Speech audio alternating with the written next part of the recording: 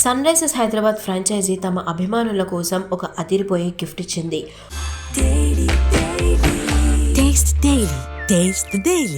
Home ground అయిన Uppal Rajiv Gandhi international స్టేడియానికి ఏకంగా 10 కోట్ల సొంత నిధులతో రెనోవేట్ చేశారు. హైదరాబాద్ క్రికెట్ అసోసియేషన్తో సంబంధం లేకుండా సన్ గ్రూప్ ఈ భారీ రెనోవేషన్ పనులను చేపట్టింది.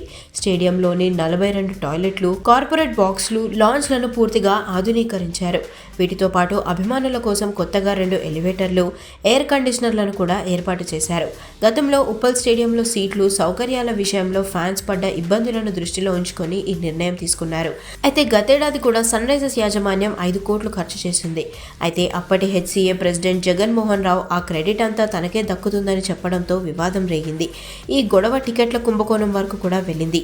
చివరకు సీఎం రేవంత్ రెడ్డి విచారణకు ఆదేశించడంతో జగన్మోహన్ రావు తన పదవిని కోల్పోవాల్సి వచ్చింది. ఈ నేపథ్యంలో ఈసారి ఎలాంటి గందరగోళం లేకుండా సన్ గ్రూప్ నేరుగా రంగంలోకి దిగి ఈ రెనోవేషన్ పనులను చేపట్టింది.